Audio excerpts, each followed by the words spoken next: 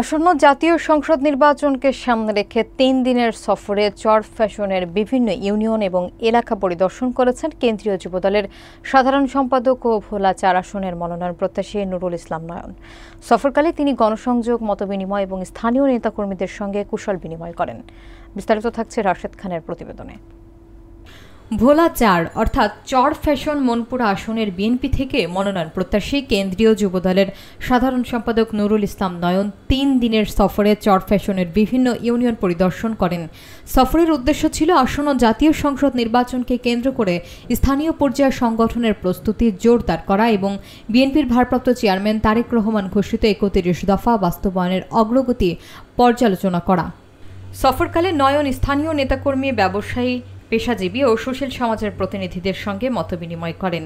এছাড়া তিনি বিভিন্ন স্থানে গণসংযোগ ও পথসভায় অংশ নিয়ে তৃণমূল কর্মীদের সংগঠিত হওয়ার আহ্বান জানান। চরফ্যাশন ও মনপুরা উপজেলায় তার আগমনকে ঘিরে স্থানীয় নেতাকর্মীদের মধ্যে উৎসাহ উদ্দীপনা দেখা দেয়। নয়নের উপস্থিতিতে স্থানীয় বিএনপি এবং অঙ্গ সংগঠনের নেতারা নির্বাচনের প্রস্তুতি আরও ত্বরান্বিত করার প্রত্যয় ব্যক্ত করেন। সফর শেষে নয়ন জানান, জনগণের প্রত্যাশা পূরণে তৃণমূলের সঙ্গে নিবিড় যোগাযোগ বজায় রাখাই এখন তার প্রধান লক্ষ্য।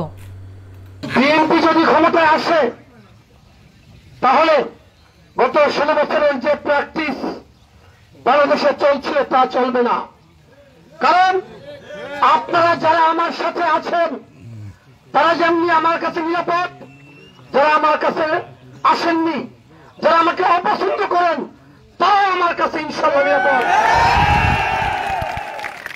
আমরা বাংলাদেশকে একটি মানবিক রাষ্ট্রে পরিণত করতে চাই। বন্ধুরা আমার, আরেকটি কথা বলে শেষ করতে চাই। ৫ আগস্টের পরে ইতিমধ্যে সরকারি যে সকল বরাদ্দ এসেছিল সেখানে বিভিন্ন ডিলাররা সাধারণ মানুষের যে প্রাপ্য সে প্রাপ্য ক্ষেত্রে অনেক অনিয়ম করেছে আমি শুনেছি। এই মুহূর্তে হয়তো আমার কিছু করার নেই, কিন্তু আল্লাহ যদি আমাকে তৌফিক দান করেন, আমি যদি আপনাদের সেবক হতে পারি, তাহলে সাধারণ মানুষের নামে যে বরাদ্দ, চাল ডাল থেকে আরম্ভ করে যে সকল রাষ্ট্রীয় বরাদ্দ রয়েছে এগুলো যারা তছরূপ করবে, যারা অনিয়ম করবে, দুর্নীতি করবে, তাদের বিরুদ্ধে আমি কঠোর অবস্থান গ্রহণ করব। কারণ প্রতিটি জেলার জন্য যে পরিমাণ চাল বরাদ্দ রয়েছে প্রতিটি জেলাকে সেই পরিমাণ চাল পৌঁছে দিতে হবে ঘরে। ওএমএস এর চাল সাধারণ মানুষের জন্য, গরিবের জন্য যা বরাদ্দ রয়েছে, কোন ওএমএস এর ডিলার যদি সেই চাল আত্মসাৎ করে তাহলে তাকে কিন্তু আইনের মুখোমুখি করা হবে। কোন বিধবা ভাতা দেওয়ার নামে যদি কোন বিধবার কাছ থেকে কেউ টাকা নেয় আমরা কিন্তু তাকে ছেড়ে দেব না। এমনি ভাবে রাষ্ট্রীয় যত অনুদান রয়েছে, যত বরাদ্দ রয়েছে এগুলো যাতে ঠিক মতো বন্টন হয়, প্রতিটি মানুষের ঘরে ঘরে ঠিক মতো পৌঁছে দেয়, এর জন্য আমার যদি সুযোগ হয় আমি ইনশাআল্লাহ ব্যবস্থা করব।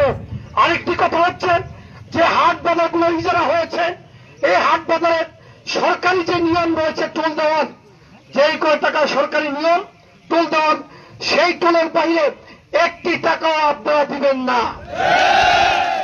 আপনারা এক্ষেত্রে সচেতন হবেন এবং আপনাদের উপর যদি কেউ জুলুম করে, শোষণ করে, এগুলোর জন্য আপনারা প্রতিবাদী হবেন। আমি আবার সুযোগ হলে আপনাদের সামনে এসে কথা বলবো।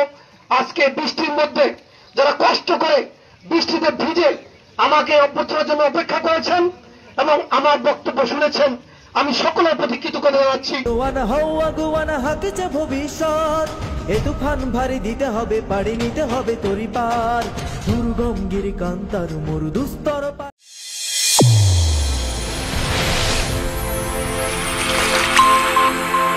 চ্যানেল A1 হৃদয়ের স্পন্দন।